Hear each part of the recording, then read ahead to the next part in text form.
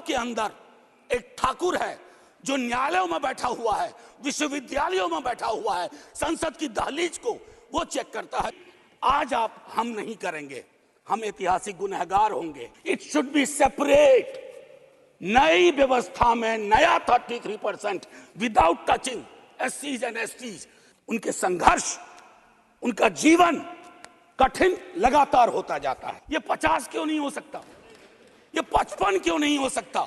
OBCs के साथ नाइंसाफी हुई। गले मिलकर गला ना दबाइए। बचपन से पढ़ता आया इस देश में, जब आपकी सरकार बीजेपी की सरकार नहीं थी, जत्र नार्यस्तु पूज्यन्ते रमन्ते तत्र देवता। पता नहीं देवता रमन करते हैं कि नहीं, लेकिन हमने इस श्लोक के बावजूद महिलाओं का मोलेस्टेशन देखा, घरेलू हिंसा देखी, सबसे ज्यादा रेप परिवार नाम की संस्था में देखा, जिसका आंकड़ा खुद सरकार देती है। तो मुझको लगता है ये जो विरोधाभासी चरित्र है हमारे देश का, इस विरोधाभासी चरित्र पर भी बात होनी चाहिए। इस देश में ऐसा नहीं चल सकता कि एक तरफ ये श्लोक पढ़ा जाए और दूसरी तरफ हम उस जुबान को छोड़ दें जो संविधान से आती है। Madam, as per the delimitation commission 2008 हमारे पास जो सीट्स हैं 412 जनरल सीट्स, 84 SCs, 47 STs। अब हम क्या कर रहे हैं इस बिल के माध्यम से? 84 और 47 के अंदर 1/3 कर रहे हैं। क्या यह अन्याय नहीं है?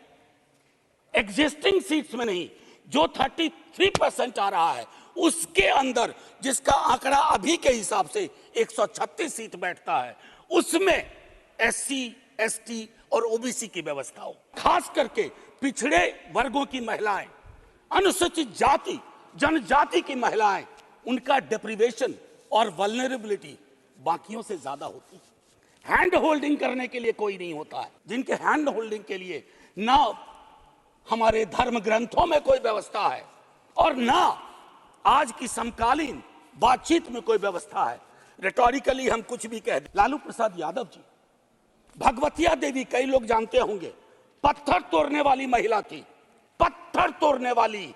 हम ना सहबो गाली भैया, हम ना सहबो गाली। वहां से, गया से निकल करके वो संसद तक पहुंची। क्या उसके बाद भगवतिया देवी आ पाई, फूलन देवी आ पाई?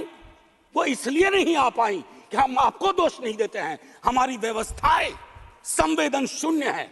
मैं तो आग्रह करूंगा तमाम साथियों को, आप किसी भी दल में हो, आज एक बार उससे बाहर निकल करके सोचिए। यह ऐतिहासिक क्षण सचमुच ऐतिहासिक होगा अगर हमने आज इतिहास को व्यापक कैनवस पर देखा, जो प्रधानमंत्री जी कहते हैं। और प्रधानमंत्री जी की कथनी और करनी में फासला नहीं होना चाहिए।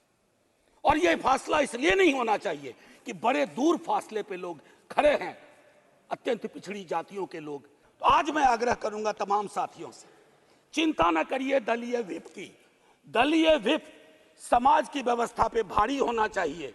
इसलिए मैंने कहा समर्थन विरोध नहीं, आज भी मौका है इसको सेलेक्ट कमेटी में भेज करके SC, ST और OBCs को इनकॉर्पोरेट किया जाए। नहीं, आज हम नहीं करेंगे, हम ऐतिहासिक गुनहगार होंगे। मैं यकीन के साथ कहता हूं, बाहर लोग वॉच कर रहे हैं, कहेंगे कि तुमने क्या किया। ये व्यवस्था ऐसे नहीं बदली जाती है। आप जब OBCs की बात करते हैं तो ये रेटोरिक से आगे बढ़ना चाहिए, हमारी चिंताओं में आना चाहिए। ये नहीं होगा कि बाबा साहब भीमराव अंबेडकर को माला भी पहनाए और उनकी बात को आत्मसात न करें। ये जो फर्क हमारे इसमें आ रहा है, इससे कई तरह के विरोधाभास का जन्म हो रहा है। कोटा विद इन कोटा की जब हम बात करते हैं तो उसमें एक टर्म आता है जो एक अमेरिकन सिविल राइट एक्टिविस्ट ने 89 में दिया, इंटरसेक्शनैलिटी। इंटरसेक्शनैलिटी का मतलब होता है कि हम हर लेयर की एजेंसीज और उसके अंदर की क्या विधाएं हैं, उसके आधार पर अपना चरित्र, अफर्मेटिव एक्शन प्रोग्राम को यह देखना होगा। जो खास करके वंचित समाज की महिलाएं हैं, मैं उनके बारे में कहूं, आपको एक बार अपना नजरिया साफ करना होगा। अगर चश्मा लगाती है सरकार, धूप का चश्मा नहीं, अगर सचमुच का चश्मा लगाती है तो उसके पावर बदलिए, उसको साफ करिए और ये तय करिए कि आज जब हम यहां से उठें तो एक कमिटमेंट दें ओबीसी वर्ग को। और ये मैं बार बार दोहरा रहा हूं कि 33% के को एग्जिस्टिंग में मत इनकॉर्पोरेट कीजिए, इट शुड बी सेपरेट। नई व्यवस्था में नया 33% विदाउट टचिंग एससीज एंड एसटीज, ये करिएगा तो क्रांतिकारी कदम होगा। अक्सर हम लोग अपने प्रिविलेजेस को नहीं देखते हैं। मेरा सरनेम एक प्रिविलेज है, नीरज भाई का सरनेम एक प्रिविलेज है।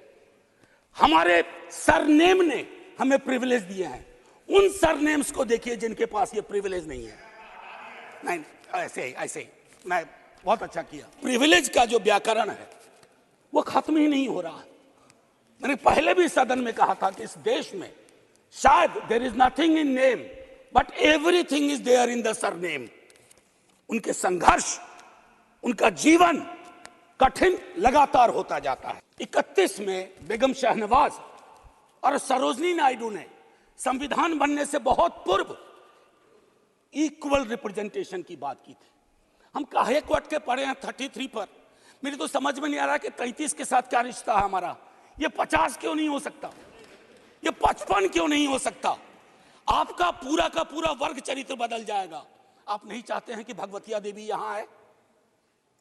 हमेशा एक खास सरनेम।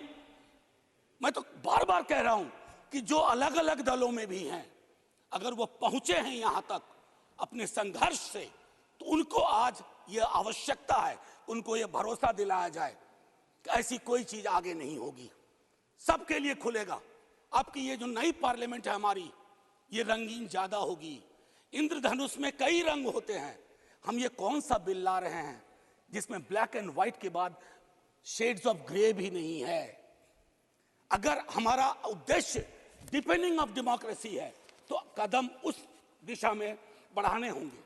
मैंने पहले भी कहा था कि 2010 में हमारा रिप्रेजेंटेशन देखिए, उसमें हमने SC, ST, OBC and minorities की बात की थी। और हम इसलिए नहीं कर रहे हैं, हम चाहते हैं कि वर्ग चरित्र बदले। संसद सचमुच में प्रतिनिधित्व की संस्था बने जिसमें सबके आकार हों, सबकी शक्लें हों। ये ना हो कि एक प्रभुत्व वर्ग का उस पर हमेशा उस पर छाप रहे। अब मैं कहूं कि अभी जातिगत जनगणना, इस देश में लोकसभा में बिल पास हुआ, उससे ज्यादा इस बात की चर्चा हो रही है ओबीसी के साथ नाइंसाफी हुई। इस बात की चर्चा हो रही है कि जातिगत जनगणना पर क्यों ब्लॉक किया जा रहा। और मैं ये कह रहा हूं, हमारे सीएम नीतीश जी और तेजस्वी जी डिप्टी सीएम, उन्होंने जातिगत सर्वेक्षण कराया। 28 अगस्त को मेरे पास दोनों एफिडेविट है। पहले एफिडेविट कौन लेके गए? सरकार। तुषार मेहता खड़े होते हैं, सॉलिसिटर जनरल, ये कहते हैं कि state government can not do any activity like census और एक्टिविटी अकिन टू सेंसस। लेकिन शाम तक जब अप्रोर होता है, दूसरी एफिडेविट आती है, कहती है गलती से वो पैराग्राफ लग गया था। सरकारें ऐसी गलतियां नहीं करती हैं। ये मानस करवाता है, ये प्रेजुडिस माइंड करवाता है। हाथ जोड़ के कहता हूं, आपका कुछ भी नहीं बिगड़ेगा। हृदय विशाल रखना चाहिए। छोटे मन से, आप ही के बड़े नेता कह गए थे, छोटे मन से कोई बड़ा नहीं होता। गले मिलकर गला ना दबाइए।